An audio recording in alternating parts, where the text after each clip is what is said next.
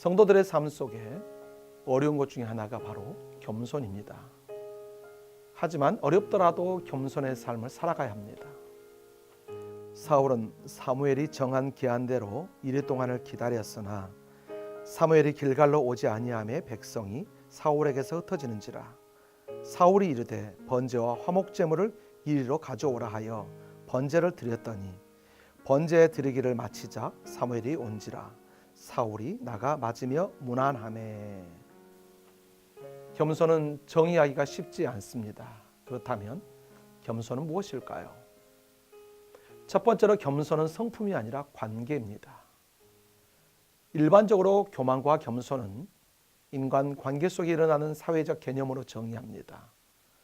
구약 성경에서는 교만과 겸손은 말할 때 무엇이 겸손이고 교만인가를 말하지 않고 누가 하나님 앞에서 겸손하고 교만한 자인가에 대해서 관심을 가지고 있습니다. 그래서 구약 성경은 교만과 겸손을 개념으로 정의하지 않고 관계로 정의합니다. 그래서 하나님 앞에서 그가 어떤 태도를 보이느냐에 따라서 그가 겸손한지 아니면 교만한지 평가합니다. 두 번째, 겸손은 기다리는 것이고 교만은 내 뜻대로 하는 것입니다.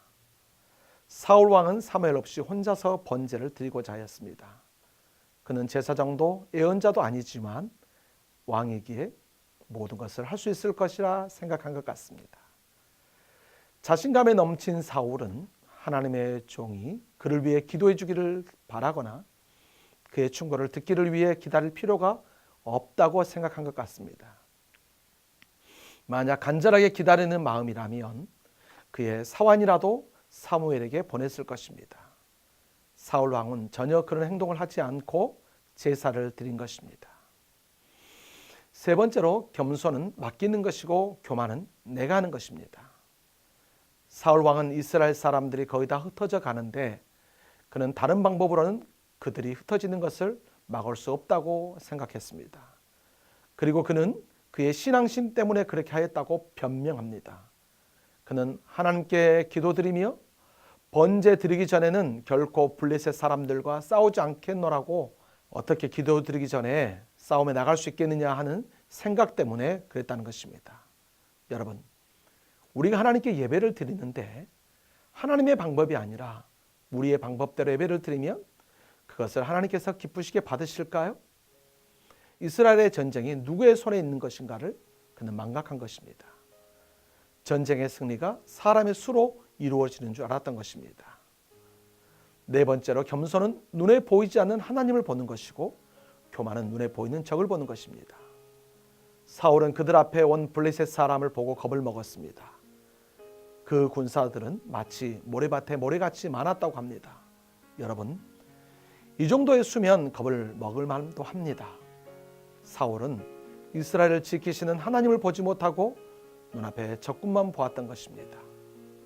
교만한 사람은 눈앞에 펼쳐진 현상만 보고 스스로 무엇인가를 자꾸 하려 하지만 겸손한 사람은 현상을 보지 않고 하나님께서 하시기를 기다립니다.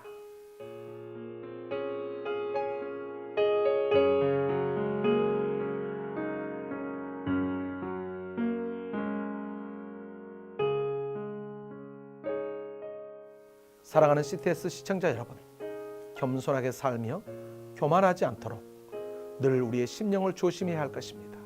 사울은 두세 시간을 참고 기다리지 못하여 결국 그의 왕국을 잃어버렸습니다. 겸손히 참고 견디며 하나님의 역사를 기다리고 기대하는 CTS 가족들이 다 되시기를 소망합니다.